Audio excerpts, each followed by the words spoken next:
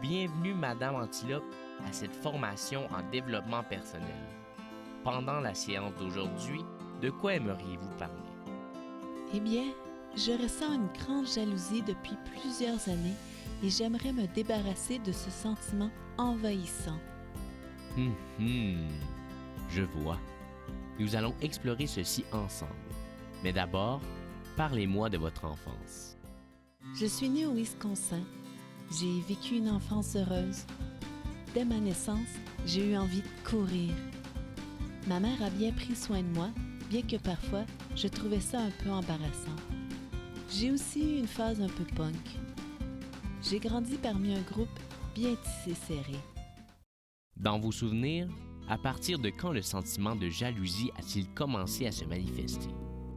J'avoue que j'enviais les cornes de mon frère qui étaient si longues, mais j'ai appris à me contenter de ce que j'avais.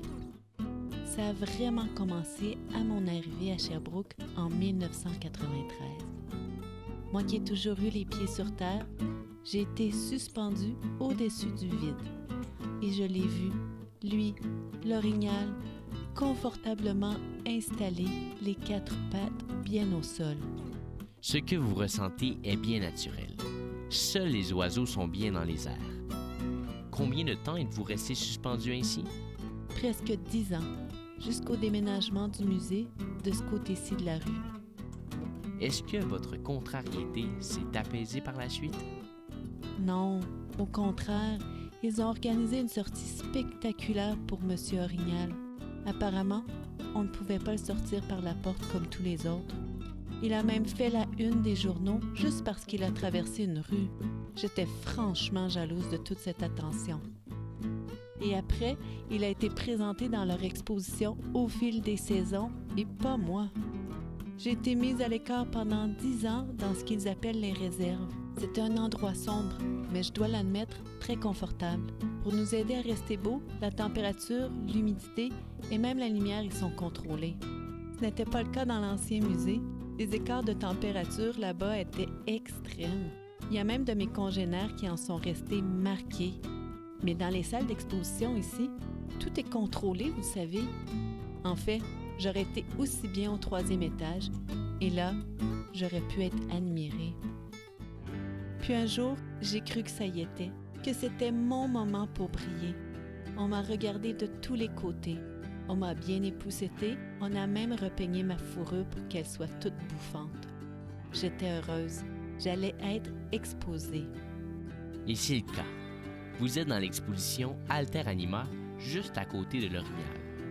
Éprouvez-vous toujours de la jalousie avec la même intensité qu'autrefois? Malheureusement, oui.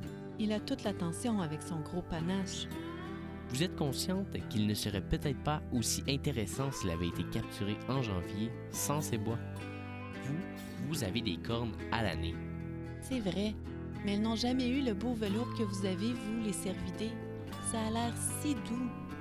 De toute façon, les gens ne voient que lui. Des centaines de personnes se prennent en photo à ses côtés. Moi, personne ne me voit. Personne ne me reconnaît. L'envie est toujours liée à un désir d'avoir. Il importe de vous concentrer sur ce que vous avez, vous. D'accord, je vais essayer. Je suis faite pour être en gang et là, je suis exposée en groupe. En plus, j'ai maintenant la vie éternelle, si je peux m'exprimer ainsi. Et puis, il n'y a pas de moustiques ici et pas de tiques.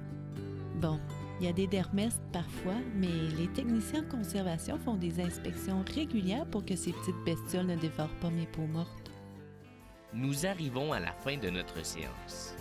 J'aimerais que vous vous concentriez cette semaine sur vos forces et sur ce qui vous rend unique et enviable. Après tout, on vous a sélectionné pour vos caractéristiques exceptionnelles. Vous avez l'opportunité de représenter votre espèce, l'antilope d'Amérique, qui est quand même le 2e mammifère terrestre le plus rapide du monde. De plus, vous êtes la seule femelle du groupe. Il y a de quoi être fier. Je n'avais pas vu les choses sous cet angle. Merci, Monsieur Caribou. Je me sens vraiment mieux. Il n'y a pas de quoi. C'est un peu dans notre nature, à nous les reines, de distribuer du bonheur.